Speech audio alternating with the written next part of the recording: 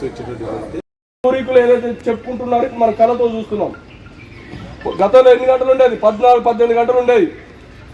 ఆయన ఇంటికి వచ్చేసరికి పిల్లలు నిద్రపోయేవాళ్ళు. డ్యూటీ నుంచి ఇంటికి వచ్చేసరికి మళ్ళీ పిల్లోడు నిద్ర లేకుండా డ్యూటీకి వెళ్ళిపోవాలి. అంటే కుటుంబంతో గడుపుకునేటువంటి స్వేచ్ఛ కానీ ఆ వాతావరణం కానీ గతంలో లేదు. అట్లాంటి బానిసత్వంలోకి మళ్ళీ నెట్టేదానికోసం నరేంద్ర మోడీ గారు ఈ చట్టాలు మార్పు అనేది తీసుకొస్తాను.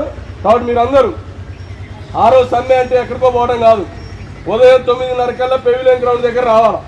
వైరా రోడ్డు మొత్తాన్ని స్తంభింపజేస్తున్నాం. జడ్పీ సెంటర్ దాకా మొత్తాన్ని ఎక్కడ వెహికల్స్ని పోనీయకుండా ఆపేదానికోసం మనం ఆ రోజు కార్యక్రమం చేయాలనుకున్నాం. కాబట్టి మీరు అందరూ కుటుంబ సభ్యులతో సహా కార్యక్రమానికి రావాలి. ఎందుకంటే ఇప్పుడు దాకా మనం సమ్మె చాలా చేస్తున్నాం, అయినా నరేంద్ర మోడీ మార్చుకోవట్లేదు. రేపు భవిష్యత్తులో కూడా చేస్తే అయిదా కాదనే సందేహం మీకు రావచ్చు. మన ముందు ఒక పోరాటం జరిగింది. రైతులు సంవత్సరం పాటు చేశారు. ఢిల్లీలో సంవత్సరం చేశారు. 740 మంది రైతులు చనిపోయారు ఆ పోరాటంలో. ఎక్కడో బార్డర్ నుంచి పాదయాత్ర ప్రారంభించి రాజస్థాన్ బార్డరు, బీహార్ బార్డరు, అన్ని బార్డర్లో నుంచి రైతులు పాదయాత్రగా ఢిల్లీ జరుపుకున్నారు. వాళ్ళ పాదయాత్ర చేసేటప్పుడు మనకి పేపర్లో టీవీలో చూసి ఉంటారు. వాళ్ళ పాదాలు పగిలి రక్తాలు గారినాయి రోడ్డెమ్మటి. అనేక వానకి ఎండకి సైతం లెక్క చేయకుండా రైతులు పాదయాత్ర చేసి ఢిల్లీని ముట్టడించి ఢిల్లీ 4 రోడ్లు 4 వైపులా మెయిన్ రోడ్డు మీద గుడారాలు వేసుకొని తిని ఆడే ఉన్నారు. మా చట్టాలు రద్దు చేస్తే ఎన్నికపోతాను కూర్చున్నారు వాళ్ళు.